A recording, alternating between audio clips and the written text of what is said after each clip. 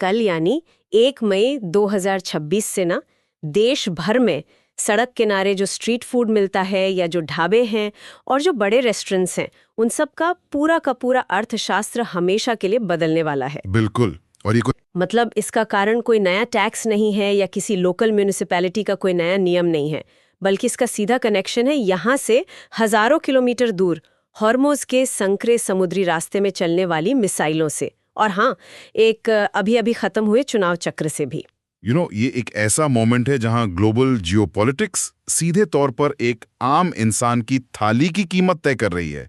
मतलब आज के जो हमारे सोर्सेज हैं ना, जिनमें ताज़ा आर्थिक रिपोर्ट्स हैं, पेट्रोलियम मंत्रालय के कुछ बिल्कुल नए नियम हैं और सप्लाई चेन का डेटा है, ये सब मिलकर एक बहुत ही जटिल कहानी बयां कर रहे हैं।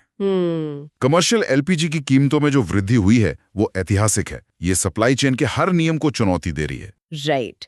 तो आज के इस डीप डाइव में हमारा मिशन इसी पूरी तस्वीर को डिकोड करना है। जो लोग हमें सुन रहे हैं उनके लिए ये समझना जरूरी है कि दुनिया के एक कोने में होने वाली घटना कैसे सीधे उनके आसपास के बाजार को बदल देती है। एग्जैक्टली। हम सिर्फ उस 993 रुपए की रिकॉर्ड तोड़ वृद्धि की बात नहीं करेंगे जो कमर्शियल गैस सिलेंडर पर रातों रात थोप दी गई है, बल्कि हम उन कड़े नियामक बदलावों को भी गहराई से समझेंगे जो गैस की डिलीवरी को किसी हाई सिक्योरिटी वॉल्ट को खोलने जितना मुश्किल बना रहे हैं। हाँ, वो नियम तो सच में काफी सख्त हैं। तो बिना किसी भारी भरकम अर्थशास्त्र के चलिए इस पूरे परफेक्ट स्टॉर्म को समझते हैं। सबसे पहले उन नंबर्स पर नजर डालते हैं जिन्होंने बाजार में हलचल मचा दी है। मतलब 19 किलो वाले कमर्शियल एलपीजी सिलेंडर की कीमत दिल्ली में सीधे 3071 रुपए 50 पैसे हो गई है। और अगर आप चेन्नई का डेटा देखें तो वहां ये आंकड़ा 3237 रुपए तक पहुंच गया है। मतलब सबसे ज्यादा। My God. हाँ, और कैलकाटा में ये 3202 है और मुंबई में 3024 रुपए है। देखिए, ये कोई, मेरा मतलब है कि ये कोई सामान्य या क्रमिक महंगाई नहीं है। बिल्कुल नहीं। ये एक सीधा प्राइस शॉक है। एक ही झटके में लागत का इस स्तर पर बढ़ जाना किसी भी बिजनेस मॉडल के लिए विनाशकारी हो सकता है। और ये जंप इसलिए भी इतना चौंकाने वाला है क्योंकि अगर हम देखें तो अप्रैल के महीने में यही कमर्शियल सिलेंडर लगभग 2078 रुपए के आसपास था। मतलब सीधे 1000 रुपए का उछाल। हाँ, 1000 रुपए। लेकिन यहाँ एक दिलचस्प विरोधाभास भी है। इन सब के बीच 14.2 किलो का हमारा घरेलू सिलेंडर होता है, उसकी कीमत में 1 पैसे का भी बदलाव नहीं हुआ है। राइट। वो दिल्ली में अभी भी लगभग 913 रुपए पर ही टिका हुआ है। मतलब आप एक उदाहरण लीजिए, मान लीजिए कोई व्यक्ति एक छोटा रेस्टोरेंट चलाता है और एक ही रात में उसका सबसे मुख्य खर्च लगभग 50% बढ़ जाए। ये तो रातों रात लगा एक आर्थिक झटका है, लेकिन ये 2078 से सीधे 3000 के पार कैसे पहुंच गया? तो इसके पीछे ना एक सोची समझी नीति है। देखिए, घरेलू उपभोक्ताओं को ग्लोबल मार्केट की उथल पुथल से बचाने के लिए सरकार हमेशा सब्सिडी और प्राइस कैप का एक बफर इस्तेमाल करती है। अच्छा। लेकिन कमर्शियल गैस जो है वो पूरी तरह से बाज़ार के हवाले होती है। जब अंतर्राष्ट्रीय स्तर पर क्रूड ऑयल और गैस की कीमतों में उछाल आता है तो वो सीधा असर कमर्शियल रेट्स पर दिखता है। पर अगर हम इस छलांग के पीछे के मैकेनिज्म को देखें तो ये सिर्फ सप्लाई और डिमांड का सीधा खेल नहीं लगता मुझे। हाँ, बिल्कुल। मतलब डेटा ये साफ दिखाता है कि ब्रेंट क्रूड ऑयल $126 प्रति बैरल तक पहुंच गया था। अब ये समझ आता है कि मध्य पूर्व में अमेरिका, इजराइल और ईरान के बीच जो संघर्ष चल रहा है, राइट, और हॉर्मोज जलडमरू मध्य की अस्थिरता, एग्जैक्टली, जहां से दुनिया का 20% तेल और गैस गुजरता है। लेकिन भारत के पास तो अपना खुद का एक कितना विशाल रिफाइनिंग इकोसिस्टम है ना, फिर ग्लोबल मार्केट का ये झटका इतनी बुरी तरह से हमारे बाजार पर क्यों गिर रहा है? देखिए, भारत का रिफाइनिंग इकोसिस्टम मजबूत जरूर है, लेकिन हमारी एलपीजी खपत का लगभग 60% हिस्सा आज भी सीधे तौर पर आयात पर यानी इंपोर्ट पर निर्भर है। अच्छा, 60%? हाँ, और भारत में गैस की कीमतें ना इंपोर्ट पैरिटी प्राइस या आईपीपी के आधार पर तय होती है। आईपीपी। इसका मतलब है कि गैस की कीमत में सिर्फ कच्चे तेल का दाम शामिल नहीं होता। इसमें आपका ocean freight, custom duty, port charges और फिर रिफाइनरी से लेकर बॉटलिंग प्लांट तक का पूरा खर्च शामिल होता है। तो जब हॉर्मुज जैसे महत्वपूर्ण चोक पॉइंट में तनाव बढ़ता है, जहां से दुनिया की इतनी बड़ी सप्लाई आ रही है, तो पूरी लॉजिस्टिक्स चेन ही महंगी हो जाती है। बिल्कुल। जहाजों को जो रिस्क प्रीमियम और इंश्योरेंस देना पड़ता है ना, वो रातों रात आसमान छूने लगता है। राइट। कार्गो शिपिंग कंपनियों को मिसाइलों के खतरे से बचने के लिए अपने रूट बदलने पड़ते हैं। अब लंबा रूट मतलब ज्यादा ईंधन, जिससे ट्रांसपोर्टेशन कॉस्ट में बेतहाशा वृद्धि होती है। और इसके बाद जब गैस भारतीय बंदरगाहों पर पहुंचती है तो रुपया और डॉलर का एक्सचेंज रेट भी एक बड़ी भूमिका निभाता है।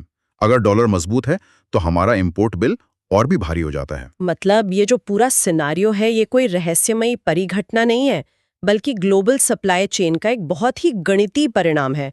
ज्यादा लंबा रूट, ज्यादा ईंधन, ज्यादा इंश्योरेंस और वो सारा का सारा खर्च सीधे उस 19 किलो के नीले सिलेंडर में जुड़ जाता है। एग्जैक्टली। यानी मध्य पूर्व के समुद्र में होने वाली सैन्य हलचल भारत के किसी शहर में मिलने वाले समोसे की कीमत तय कर रही है। एकदम लिटरली बटरफ्लाई इफेक्ट है ये। हाँ, बिल्कुल सही कहा आपने। लेकिन यार, यहाँ एक टाइमिंग का सवाल उठता है जो थोड़ा परेशान करने वाला है। मतलब अंतर्राष्ट्रीय बाजार में तनाव और क्रूड की कीमतों में उछाल तो पूरे अप्रैल महीने में देखा गया ना। बिल्कुल। फिर ओएमसी यानी ऑयल मार्केटिंग कंपनियों ने इस बढ़ोतरी को ठीक 1 मई तक क्यों रोके रखा? मतलब 29 अप्रैल को बड़े चुनाव संपन्न हुए और 1 मई को ये बम फूट गया। क्या बाजार की ताकतों को घरेलू राजनीति ने 1 महीने तक होल्ड पर रखा था? मैं बस रिपोर्ट्स के निष्पक्ष विश्लेषण की बात कर रही हूँ। हाँ, और अगर हम सोर्सेज और विश्लेषकों का डेटा देखें तो वो इस और बहुत स्पष्ट इशारा करता है। चुनाव के दौरान ना राजनीतिक संवेदनशीलता को देखते हुए ओएमसी अक्सर अंडर रिकवरी के दौर से गुजरने का फैसला करती हैं। अंडर रिकवरी मतलब वो घाटा सहती हैं? बिल्कुल। अंडर रिकवरी का मतलब है कि वे गैस को उसकी वास्तविक लागत से काफी कम कीमत पर बेच रही होती हैं और जो भी घाटा होता है उसे अपनी बैलेंस शीट पर उठा रही होती हैं। लेकिन ये जो आर्टिफिशियल स्टेबलाइजेशन है, ये लंबे समय तक टिक नहीं सकता। राइट। क्योंकि जब ओएमसी 1 महीने तक इन बढ़ती कीमतों का बोझ खुद उठाएंगी तो उनका कैश फ्लो तो बुरी तरह प्रभावित होगा ना। उनके पास बॉटलिंग प्लांट्स चलाने, ट्रांसपोर्टर्स को पेमेंट करने और नई इन्वेंट्री खरीदने के लिए जो वर्किंग कैपिटल होता है वो तो सूखने लगेगा। और यही कारण है कि जैसे ही चुनाव खत्म होते हैं वो रुका हुआ दबाव पूरी ताकत से बाहर आता है। ओएमसी ने अप्रैल का सारा बैकलॉग और घाटा एक ही झटके में इस मेगा हाई के रूप में वसूल कर लिया। बाप रे। और ये सिर्फ पिछला घाटा पूरा करने के लिए ही नहीं था, बल्कि आगे आने वाले महीनों की अनिश्चितता के लिए एक फाइनेंशियल बफर बनाने की मजबूरी भी थी। मतलब इसलिए ये 993 रुपए का स्पाइक इतना भयानक लग रहा है। जो बढ़ोतरी 4 हफ्तों में धीरे धीरे होनी चाहिए थी, वो 24 घंटे के अंदर लागू कर दी गई। एग्जैक्टली। लेकिन अगर हम आज की रिपोर्ट्स को गहराई से देखें तो ये प्राइस शॉक इस पूरी कहानी का सिर्फ एक हिस्सा है। पेट्रोलियम और प्राकृतिक गैस मंत्रालय ने सप्लाई चेन को लेकर जो नए नियम आज लागू किए हैं, मतलब वो शायद कीमतों से भी ज्यादा बड़े बदलाव का संकेत दे रहे हैं। बिल्कुल।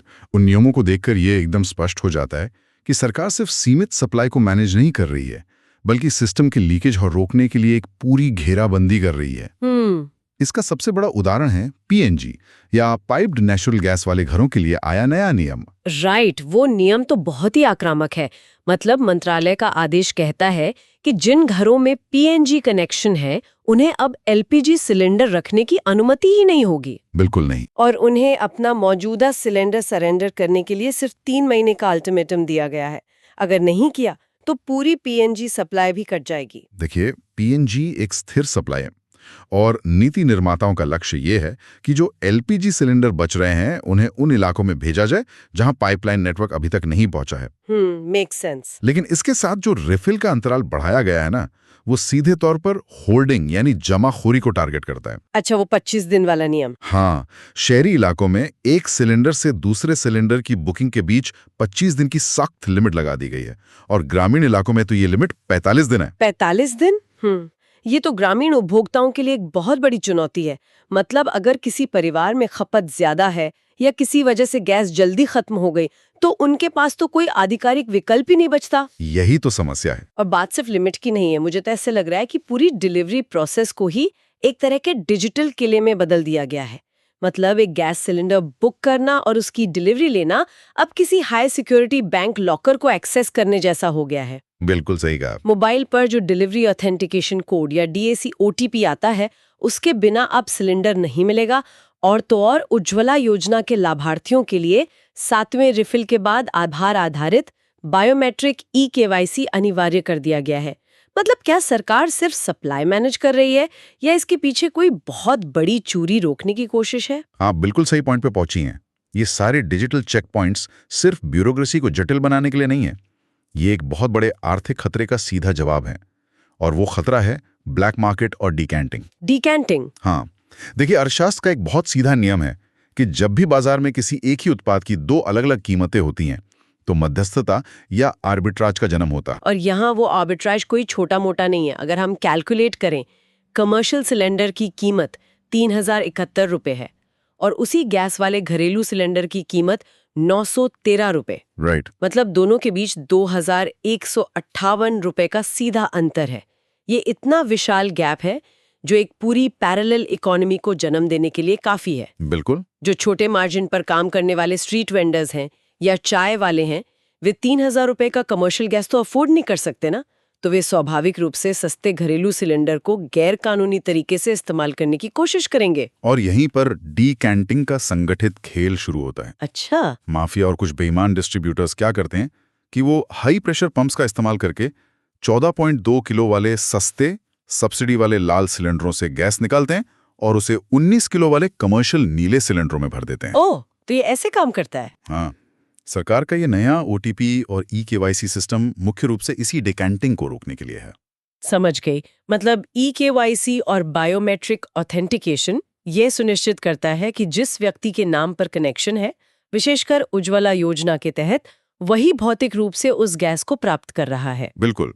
क्योंकि अक्सर ये देखा जाता था कि सब्सिडी वाले कनेक्शंस तो जारी हो गए, लेकिन उस सब्सिडी का असली फायदा वो गरीब परिवार नहीं बल्कि कोई बिचौलिया उठा रहा था। वो उन सिलेंडरों को कमर्शियल इस्तेमाल के लिए डाइवर्ट कर देता था। एग्जैक्टली। तो ये जो पूरी कवायद है ना, जिसमें PNG वालों के सिलेंडर रद्द किए जा रहे हैं और 45 दिन की बुकिंग लिमिट लगाई जा रही है, ये सिर्फ ये सुनिश्चित करने के लिए है कि कोई भी घरेलू उपभोक्ता अपने सस्ते गैस सिलेंडर को ब्लैक मार्केट में ना बेच सके। नियमों की ये सख्ती सप्लाई को सुचारू रखने से ज्यादा एक एंटी स्मगलिंग उपाय है। ये बहुत ही तार्किक लगता है। सिस्टम के इस 2100 रुपए के लीकेज को बंद करना जरूरी भी है। बिल्कुल। लेकिन इन सब के बावजूद जो इकोनॉमिक इम्पैक्ट जमीन पर होने वाला है, उसे हम नजरअंदाज नहीं कर सकते। रिपोर्ट्स के मुताबिक हॉस्पिटैलिटी सेक्टर के फ्यूल कॉस्ट में 42% के उछाल का अनुमान लगाया गया है। 42%। और ये 42% का उछाल सीधे कॉस्ट पुश इन्फ्लेशन को ट्रिगर करेगा। राइट। सोचिए, जो छोटे बेकरी मालिक हैं या जो लोग क्लाउड किचन चला रहे हैं, उनका बिजनेस मॉडल वॉल्यूम और बहुत ही कम मार्जिन पर काम करता है। जब उनका मुख्य ईंधन ही इतना महंगा हो जाएगा तो वे इस लागत को खुद कैसे वहन करेंगे? वो मेन्यू की कीमतें रिवाइज करेंगे, जाहिर है। बिल्कुल। Food delivery apps, catering services, पूरी की पूरी फूड इकोनॉमी में एक चेन रिएक्शन देखने को मिलेगा। और जब फूड और हॉस्पिटैलिटी की कीमतें बढ़ती हैं तो इसका सीधा असर अर्थव्यवस्था के कोर इन्फ्लेशन पर होता है। एकदम सही। अगर कोर इन्फ्लेशन बढ़ता है तो रिजर्व बैंक को अपनी ब्याज दरों और मौद्रिक नीतियों को उसी हिसाब से एडजस्ट करना पड़ सकता है। मतलब है कि एक रेस्टोरेंट की रसोई में जलने वाली महंगी गैस अंततः किसी आम व्यक्ति के होम लोन की EMI को भी प्रभावित कर सकती है। सब कुछ कनेक्टेड है। और इसी कनेक्शन में एक और बहुत ही संवेदनशील पहलू है जिस पर ध्यान देना जरूरी है। गैस की प्राथमिकता अब क्रिटिकल सेक्टर्स को दी जा रही है। क्रिटिकल सेक्टर्स से आपका मतलब? मतलब कि जब भी सप्लाई टाइट होगी तो सबसे पहले गैस अस्पतालों, फार्मास्यूटिकल मैन्युफैक्चरिंग और कृषि उपकरणों के लिए सुरक्षित की जाएगी। अच्छा। ये एक युद्ध स्तर जैसी राशनिंग व्यवस्था है जो आमतौर पर आपातकालीन स्थितियों में लागू की जाती है। तो आम कमर्शियल उपभोक्ताओं के लिए इसका सीधा अर्थ यह हुआ कि उन्हें न सिर्फ एक सिलेंडर के लिए 3000 रुपए से ज्यादा देने होंगे, बल्कि हो सकता है कि पैसा देने के बाद भी बाजार में उनके लिए गैस उपलब्ध ही ना हो। बिल्कुल। देखिए, लागत का बढ़ना एक समस्या है, लेकिन आपूर्ति की अनिश्चितता किसी भी बिजनेस को पूरी तरह से पंगु बना सकती है। राइट। जब एक तरफ वैश्विक तनाव के कारण इंपोर्ट कॉस्ट चरम पर हो, OMC का बैकलॉग एक साथ बाजार में उतर आए और ऊपर से सरकार ब्लैक मार्केट रोकने के लिए कड़े नियम थोप दे, तो ये स्थिति ऊर्जा सुरक्षा के एक बहुत बड़े संकट को दर्शाती है। अगर हम इस पूरी तस्वीर को एक साथ रखकर देखें तो ये साफ है कि ये सिर्फ किसी कमोडिटी की कीमत बढ़ने का मामला नहीं है। बिल्कुल नहीं। ये जियोपॉलिटिक्स, चुनाव के बाद की आर्थिक नीतियों और जमीनी स्तर पर ब्लैक मार्केट को रोकने की जद्दोजहद का एक पूरा चक्र है। मतलब हॉर्मुज जलडमरू मध्य में जहाजों के रूट बदलने से लेकर देश के किसी छोटे शहर में आने वाली डिलीवरी OTP तक, हर एक कड़ी एक दूसरे से बहुत गहराई से जुड़ी हुई है। और ये पूरी परिस्थिति इस बात पर जोर देती है कि भारत जैसे देश के लिए अपने ऊर्जा स्रोतों में विविधता लाना कितना महत्वपूर्ण है। डाइवर्सिफिकेशन। हाँ, जो जब आयात पर इतनी भारी निर्भरता रहेगी, वैश्विक तनाव के ये झटके हमारी घरेलू अर्थव्यवस्था की नींव को हिलाते रहेंगे और इस तरह के प्राइस शॉक्स हमें बार बार देखने को मिलेंगे। राइट। इस गहरी चर्चा और सप्लाई चेन के पूरे विश्लेषण से ना मेरे दिमाग में एक बहुत ही दिलचस्प विचार आ रहा है। ये जो स्रोत सामग्री के आंकड़े हैं, ये एक बिल्कुल अलग दिशा में भी इशारा करते हैं। अच्छा, वो क्या? मैं सोच रही थी कि जब गैस का कमर्शियल इस्तेमाल इतना महंगा हो जाएगा, इतने नियमों से बंधा हुआ और अनिश्चित हो जाएगा, तो क्या हम भारत के छोटे व्यवसायों और स्ट्रीट फूड वेंडर्स के बीच एक बहुत बड़े और स्थायी बदलाव की दहलीज पर खड़े हैं? आप किस तरह के बदलाव की बात कर रही हैं? मेरा मतलब है आग आधारित कुकिंग से इलेक्ट्रिक हीटिंग और इंडक्शन कुकिंग की तरफ एक व्यापक शिफ्ट। ओहो, ये एक बहुत ही मजबूत संभावना है ना? बिल्कुल। इतिहास गवाह है कि बड़े आर्थिक दबाव हमेशा तकनीकी और व्यवहारिक बदलावों को गति देते हैं। जब कोई पारंपरिक संसाधन आर्थिक रूप से अव्यवहार्य हो जाता है ना, तो बाजार खुद ही अपने लिए नए और सस्ते विकल्प तलाशने लगता है। एग्जैक्टली। सोचिए अगर कमर्शियल गैस की कीमत 3000 के पार ही रहती है और ब्लैक मार्केट पर सरकारी नियमों की सख्ती इसी तरह बनी रहती है, तो शायद आने वाले कुछ ही सालों में हम देखेंगे कि सड़क किनारे मिलने वाली चाय, समोसे या डोसा किसी नीली गैस की आग पर नहीं बन रहे होंगे, बल्कि किसी इलेक्ट्रिक हीटर या इंडक्शन कॉइल पर बन रहे होंगे। राइट। ये न केवल स्ट्रीट फूड के पकाने के तरीके को बदलेगा, बल्कि शायद उस खाने के स्वाद और भारत के पूरे अर्बन कुकिंग लैंडस्केप को बदल कर रख देगा। बिल्कुल।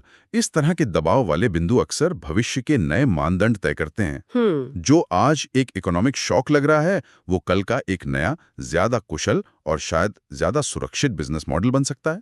तो क्या 1 मई का ये 993 रुपए का झटका वास्तव में भारत की सड़कों पर एक नई इलेक्ट्रिक कुकिंग क्रांति की शुरुआत कर सकता है? ये एक ऐसा विचार है जिस पर नजर रखना बेहद दिलचस्प होगा। बिल्कुल। तो जो लोग हमें सुन रहे हैं, उनके लिए ये थी आज की विस्तृत चर्चा। हमने कमर्शियल एलपीजी की कीमतों में आए इस ऐतिहासिक बदलाव की हर परत को खंगाला। ओएमसी के अंडर रिकवरी गणित से लेकर डिकैंटिंग के ब्लैक मार्केट और ग्लोबल शिपिंग क्राइसिस तक। हाँ, हर वो मैकेनिज्म जो इस मूल्य वृद्धि के पीछे काम कर रहा है। बिल्कुल। तो अगली बार जब बाजार में किसी मेन्यू पर आपको बदली हुई कीमतें दिखें, तो ये स्पष्ट रहेगा कि इसके पीछे सिर्फ स्थानीय महंगाई नहीं है, बल्कि समुद्र पार की हलचल और सप्लाई चेन का एक बहुत बड़ा तंत्र काम कर रहा है। और हाँ, इस इलेक्ट्रिक कुकिंग क्रांति के विचार पर जरूर खुद से गौर कीजिएगा। जुड़ने के लिए धन्यवाद।